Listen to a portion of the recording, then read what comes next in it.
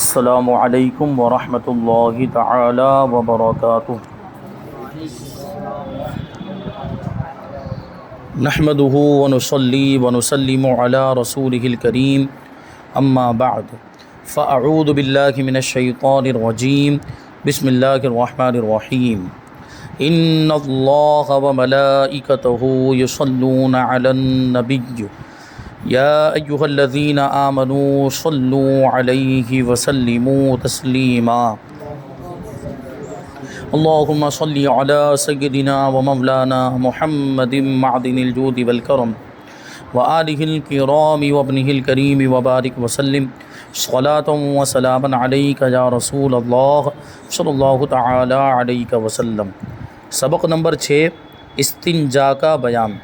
استنجا کے بارے میں نے بتایا تھا کہ حاجت سے فارغ ہونے کے بعد پاکی حاصل کرنے کو استنجا کہا جاتا ہے۔ اس کے بارے میں کچھ ضروری باتیں ہیں اور اس کے آداب اور اس کا طریقہ بتائیں گے۔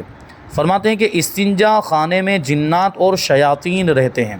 بیت الخلاء، استنجا خانہ، لیٹرین یا واش روم، مختلف اس کے نام ہیں، ٹوائلٹ بھی بولتے ہیں۔ تو استنجا خانہ چونکہ وہ گندگی کی جگہ ہوتی ہے، وہ نجاست کی جگہ ہوتی ہے، اس لیے وہاں پہ جنات اور شیاطین رہتے ہیں، کیونکہ شیطانوں کو گندی جگہ پسند ہے۔ شیطان خود گندے ہیں تو وہ گندی جگہ پر رہتے بھی ہیں، اور جنات میں کچھ جنات تو پاک ہوتے ہیں جو مومن ایمان والے ہیں، اور کچھ جنات جو کافر ہوتے ہیں، جو شریر ہوتے ہیں، وہ بھی گندی جگہ پر رہتے ہیں۔ اس لیے کہتے ہیں کہ استنجا خانے میں جہاں گندگی ہوتی ہے وہاں جنات اور شیاطین رہتے ہیں۔ اگر جانے سے پہلے بسم اللہ پڑھ لی جائے، یعنی استنجا خانے میں جانے سے پہلے، یا کوئی مخصوص جگہ ہے، ابھی پرانے زمانے میں تو اس طرح باقاعدہ استنجا خانے نہیں ہوتے تھے، جس طرح ابھی ہمارے یہاں پہ باقاعدہ واش روم بنے ہوتے ہیں، باقاعدہ یہ بیت الخلاء بنے ہوتے ہیں، یہ پرانے زمانے میں عام طور پر نہیں ہوتے تھے۔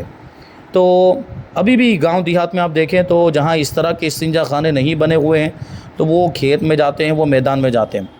تو مخصوص جگہ پر جہاں وہ حاجت سے فارغ ہونے کے لیے جس جگہ کو مقرر کیا گیا، اس جگہ پر جانے سے پہلے، یا جہاں پر گندگی ہو اس گندی جگہ پر جانے سے پہلے بسم اللہ پڑھ لی جائے تو اس کی برکت سے وہ ستر دیکھ نہیں سکتے۔ یعنی اگر ہم نے استنجا خانے میں جانے سے پہلے بسم اللہ پڑھ لیا ہے تو پھر شیطان اور جنات ہمارے ستر کو نہیں دیکھ سکیں گے۔ ستر کا مطلب کیا؟ چھپانے کی جگہ، ہماری جو چھپانے کی جگہ ہے وہ اس کو نہیں دیکھ سکیں گے۔ اگرچہ ہم استنجا خانے میں استنجا کرتے وقت یہ حصہ کھولتے ہیں ضرورت کی وجہ سے، لیکن اس کے باوجود اگر ہم نے بسم اللہ پڑھ لیا ہوگا تو وہ ہمارے ستر کو نہیں دیکھ سکیں گے، ہماری چھپانے کی جگہ کو نہیں دیکھ سکیں گے۔ تو اس میں یہ بات ذہن میں رہنی چاہیے۔ ہاں، ایک چیز یہ بھی ہے کہ بسم اللہ پڑھنا ہے یا وہ جو دعا پڑھی جاتی ہے، ابھی وہ دعا بھی آگے بتائیں گے، تو وہ دعا میں بھی آپ غور کریں تو اس دعا کے بارے میں اس کا نام ہی رکھا ہوا ہے، استنجا خانے میں جانے سے پہلے کی دعا، بیت الخلاء میں جانے سے پہلے کی دعا۔ اس کا مطلب کیا ہے؟ پہلے دعا پڑھنی پھر جانا ہے، اندر جا کر نہیں پڑھ سکتے کیونکہ اس میں اللہ کا بھی نام آتا ہے، اس میں ذکر ہے۔ تو گندی جگہ پر بیت الخلاء میں اللہ کا ذکر نہیں ہو سکتا، اللہ کا نام نہیں لیا جا سکتا، کوئی بھی دعا نہیں پڑھی جا سکتی ہے، اس لیے اس سے پہلے پڑھ کر جانا ہے۔ استنجا خانے میں جانے سے پہلے وہ دعا پڑھنی ہے، بیت الخلاء میں جانے سے پہلے۔ اور یہ جو بسم اللہ پڑھنے کی بھی جو بات چل رہی ہے تو بسم اللہ بھی پہلے پڑھنی پھر داخل ہونا ہے، داخل ہونے سے پہلے۔ تو بسم اللہ کی برکت کیا ہوگی؟ اگر ہم نے بسم اللہ پڑھ لی ہے تو اس کی برکت سے وہ شیاطین اور جنات ہمارے ستر کو یعنی چھپانے کی جگہ کو نہیں دیکھ سکیں گے۔ حدیث پاک میں ہے کہ جن کی آنکھوں اور لوگوں کے ستر کے درمیان پردہ یہ ہے کہ جب پاخانے کو جائے تو بسم اللہ کہہ لے، یعنی جب بسم اللہ پڑھ لیتے ہیں تو جن کی آنکھوں پر، جن مطلب جنات، وہی جن، ان کی آنکھوں پر پردہ پڑ جاتا ہے، پھر وہ ہماری شرمگاہ کو نہیں دیکھ پاتے۔ اچھا، دیکھنے سے کیا فرق پڑ جائے گا اگر وہ دیکھ بھی لیں؟ وہ شریر ہوتے ہیں جنات اور شیاطین، اگر وہ شرمگاہ دیکھیں گے تو کچھ نہ کچھ مکر کریں گے، کچھ نہ کچھ شرارت کریں گے اور کچھ نقصان بھی پہنچا سکتے ہیں۔ خاص طور پر خواتین کے معاملات ہوتے ہیں تو خواتین کو زیادہ اس میں احتیاط کی ضرورت ہے۔ تو یہ پردہ بسم اللہ اگر پڑھ لیں تو پردہ ہو جائے گا، ان کی آنکھوں پر پردہ پڑ جائے گا جنات اور شیاطین، تو وہ ہماری شرمگاہ کو نہیں دیکھ پائیں گے۔ یعنی جیسے دیوار اور پردے لوگوں کی نگاہ کے لیے آڑ بنتے ہیں، ایسے ہی یہ اللہ پاک کا ذکر جنات کی نگاہوں سے آڑ بنے گا کہ جنات اس کو دیکھ نہ سکیں گے۔ جو گیا ہے استنجا کرنے کے لیے وہ بسم اللہ پڑھ کے جائے گا تو جنات اس کو دیکھ نہیں سکیں گے، اس کی نگاہوں پر پردہ پڑ جائے گا۔ فرماتے ہیں استنجا خانے میں داخل ہونے سے پہلے بسم اللہ پڑھ لیجئے، بلکہ بہتر ہے کہ یہ دعا پڑھ لیجئے۔ کون سی دعا؟ اول آخر درود شریف کے ساتھ یہ دعا پڑھنی چاہیے۔ کون سی دعا ہے؟ بسم اللہ اللہم انی اعوذ بک من الخبث والخبائث۔ اس کا معنی ہوتا ہے کہ اللہ کے نام سے شروع، یا اللہ میں گندی اور ناپاک چیزوں سے تیری پناہ مانگتا ہوں، کیونکہ ظاہر سی بات ہے وہ وہاں پر بھی گندگی ہے، اور جنات اور شیاطین یہ بھی خود گندے اور ناپاک ہیں، اور دوسری بات کہ انسان کے جسم کے اندر بھی وہ گندگی جمع ہوتی ہے۔ وہ تبھی تو اللہ تبارک و تعالیٰ نے ہمارے جسم کا یہ نظام بنایا ہے کہ جب وہ گندگی جمع ہو جاتی ہے اور اس کے نکلنے کا وقت آتا ہے تو وہ حاجت پیش آتی ہے، اور ہم خود بخود مطلب جاتے ہیں اور حاجت سے، اور جب تک وہ حاجت سے فارغ نہ ہو جائیں ہمیں سکون نہیں ملتا۔ یہ اللہ تبارک و تعالیٰ کا بنایا ہوا نظام ہے تاکہ زیادہ دیر تک وہ گندگی ہمارے بدن کے اندر نہ رہے، اور اسی گندگی سے پناہ بھی مانگی جا رہی ہے کہ پروردگار میں تیری پناہ مانگتا ہوں ہر ناپاک چیز سے، ہر گندگی سے۔ تو یہ گندگی زیادہ دیر تک اگر پیٹ میں رہے تو بہت ساری بیماریاں ہو جائے، تو وہ ان لوگوں کو دیکھیں جن کو قبض کی بیماری ہوتی ہے اور جن کو اجابت یہ صحیح طریقے پر نہیں ہو پاتی ہے، تو وہ بڑی تکلیف میں ہوتے ہیں۔ تو اللہ تبارک و تعالیٰ سے دعا کرتے رہنا چاہیے کہ یہ ایک طرح کی بیماری، اللہ تعالیٰ ہمیں اس بیماری سے محفوظ رکھے۔ تو یہ دعا پڑھتے رہنا چاہیے، یہ دعا پڑھ کر جانا چاہیے، پہلے یہ دعا پڑھنی چاہیے، اول آخر درود شریف پڑھنا چاہیے، اور پھر استنجا خانے میں جانا چاہیے، تو کوئی بھی ناپاک چیز ہمیں نقصان نہیں پہنچا پائے گی، جنات اور شیاطین بھی ہمیں نقصان نہیں پہنچا پائیں گے۔ کو وہاں پر عام طور پر یہ بری چیزیں، ناپاک چیزیں، بلائیں اور جنات شیاطین ہوتے ہیں، اس لیے یہ دعا پڑھ کر اگر ہم جائیں گے، اور دعا میں بھی اس طرح کے الفاظ ہمیں سکھائے گئے، اس کا مطلب کیا ہے کہ یہ وہاں اس طرح کی چیزیں ہوتی ہیں، اسی لیے تو ان سے پناہ مانگی جا رہی ہے، تو یہ دعا پڑھ کے جانا چاہیے۔ اچھا، اب جب دعا پڑھ لی تو اب اس کے آگے کا طریقہ بتا رہے ہیں، فرماتے ہیں کہ پھر پہلے الٹا قدم استنجا خانے میں رکھ کر داخل ہوں، یعنی استنجا خانہ چونکہ ناپاک جگہ ہوتی ہے اس لیے پہلے الٹا قدم وہاں پہ رکھنا چاہیے۔ جبکہ مسجد کے بارے میں ہمیں کیا بتایا گیا؟ مسجد میں داخل ہونے کا طریقہ، کہ مسجد میں جب داخل ہوں تو سب سے پہلے کون سا قدم رکھنا چاہیے؟ سب سے پہلے سیدھا قدم اندر رکھنا چاہیے، مسجد کے اندر رکھنا چاہیے، اور جب مسجد سے باہر ہو رہے ہوں تو الٹا قدم پہلے باہر رکھنا چاہیے۔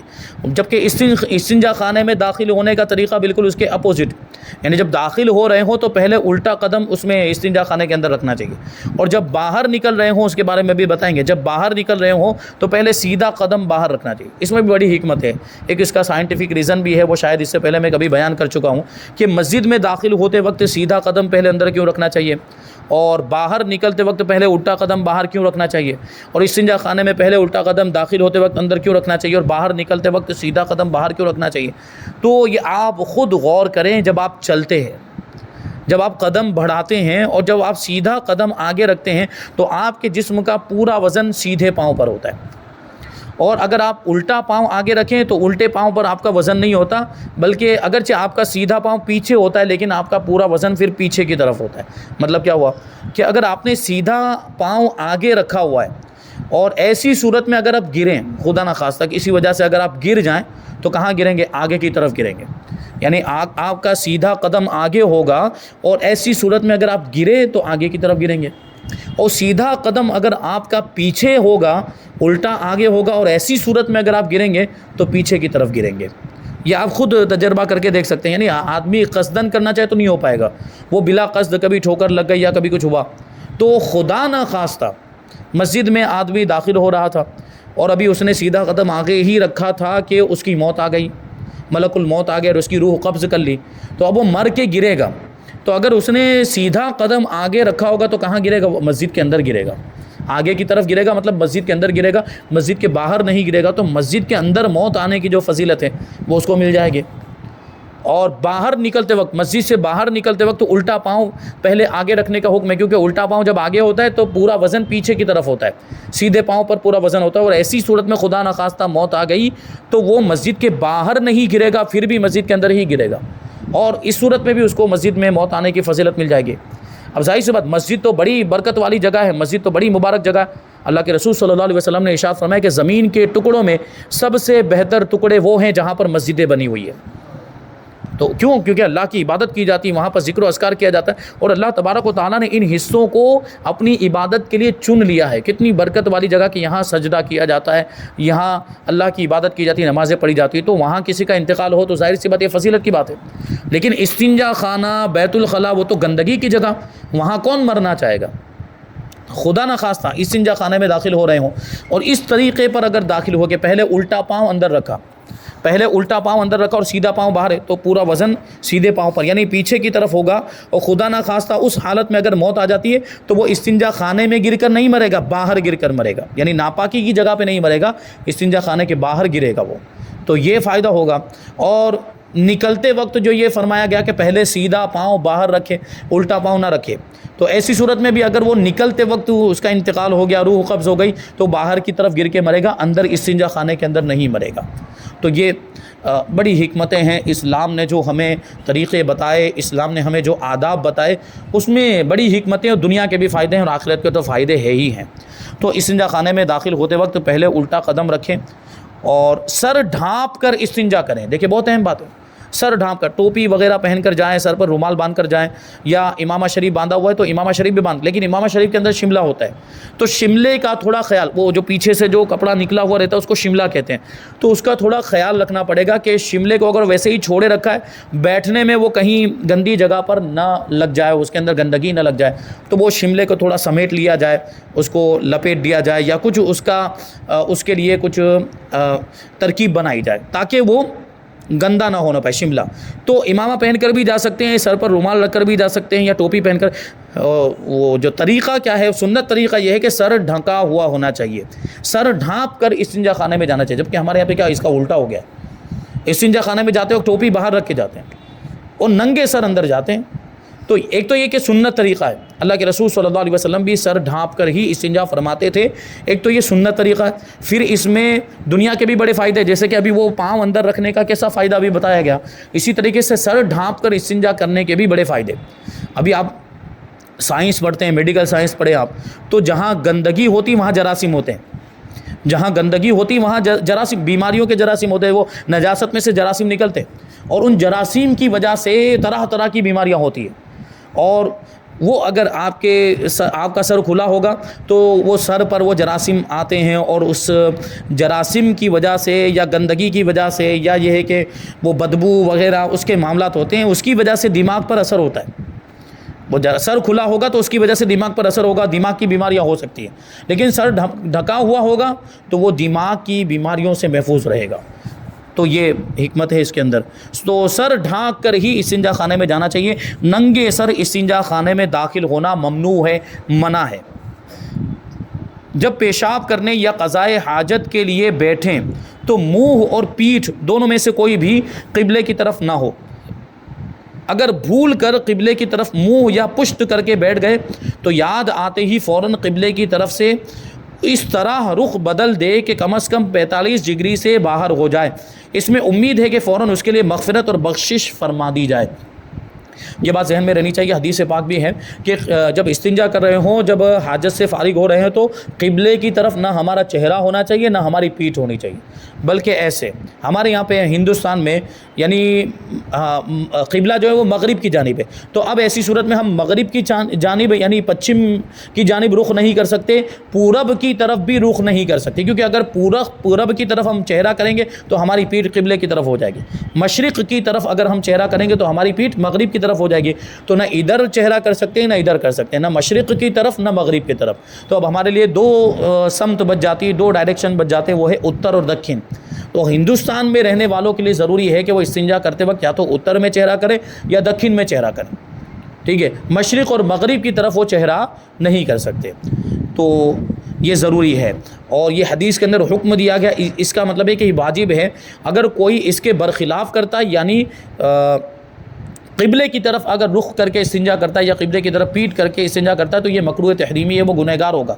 اسی لیے تو مغفرت کی بات آئی ہے کہ فوراً گھوم جائے، یاد آتے ہی فوراً، اگر بیٹھ گیا ہے بھول کر غفلت میں بیٹھ گیا اور یاد آئے تو فوراً گھوم جائے، اور کم سے کم اتنا گھوم جائے کہ وہ 45 ڈگری سے باہر ہو جائے، کیونکہ دیکھیں ایک جو ڈائریکشن ہوتا ہے جیومیٹری اگر آپ نے پڑھی ہو تو ایک جو ڈائریکشن ہوتا ہے وہ کتنی ڈگری کا ہوتا ہے؟ 90 ڈگری کا۔ ایک جو ڈائریکشن ہوتا ہے وہ کم سے کم 90 ڈگری کا، 90 ڈگری ادھر، 90 ڈگری ادھر، 90 ڈگری پورا چاروں طرف کا ملا کے کتنا ہو گیا 360 ڈگری ہوتی ہے یہ پورے چاروں طرف. تو ایک جو ڈائریکشن ہے وہ ہمیں پتہ چلا 90 ڈگری کا، تو ہم بالکل بیچوں بیچ میں ہوں گے ڈائریکشن کے، تو 45 ڈگری ادھر اگر گھوم جائیں گے تو ہم اس ڈائریکشن سے باہر نکل جائیں گے.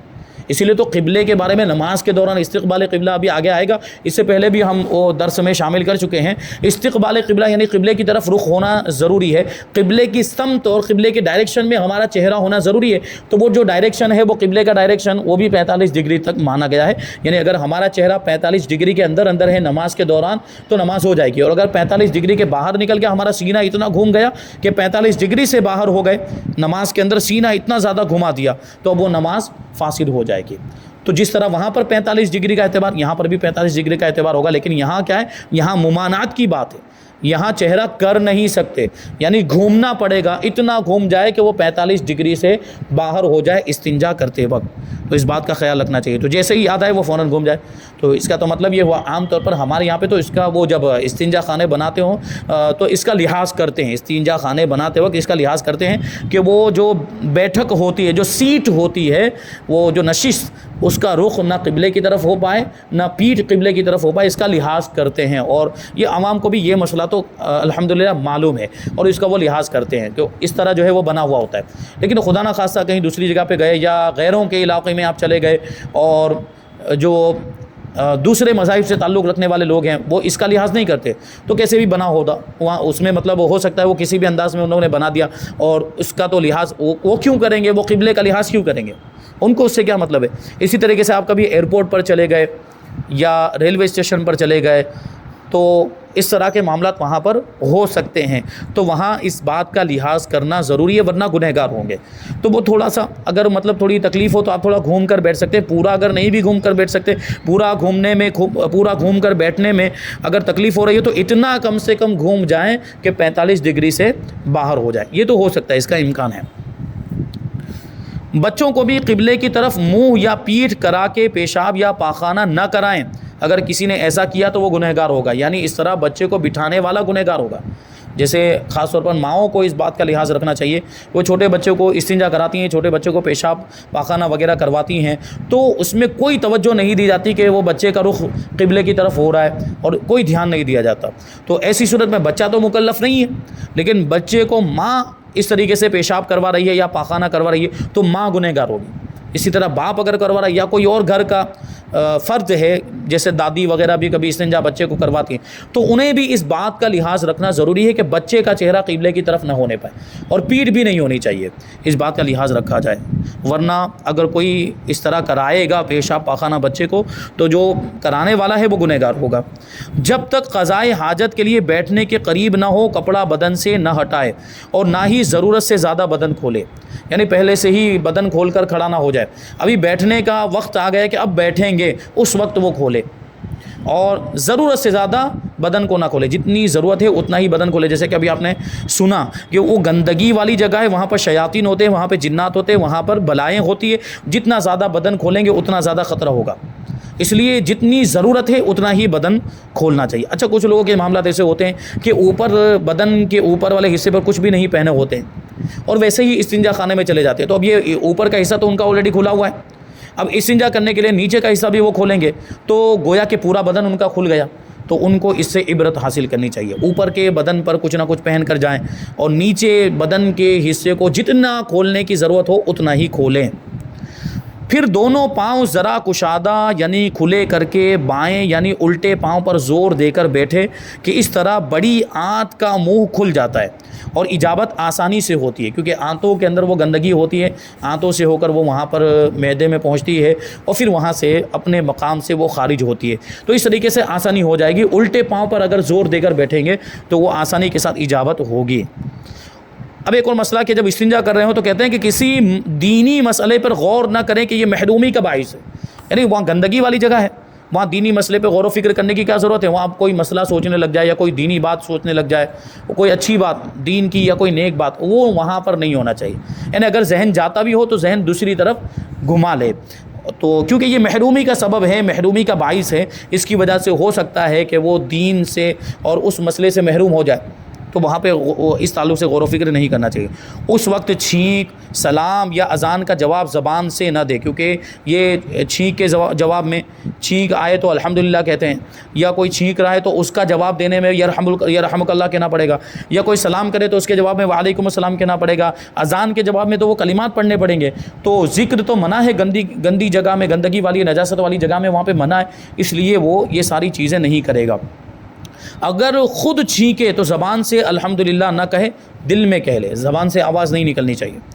بات چیت نہ کرے، استنجا خانے میں بات چیت نہیں کرنی چاہیے۔ اسی طریقے سے غسل خانے میں، باتھ روم میں جب برہنہ ہو کر غسل کر رہے ہیں، یعنی جسم پر کپڑا نہ ہو، بالکل بھی کپڑا نہ ہو، تو وہاں پر بھی گفتگو نہیں کرنی چاہیے، وہاں پر بھی بات چیت نہیں کرنی چاہیے۔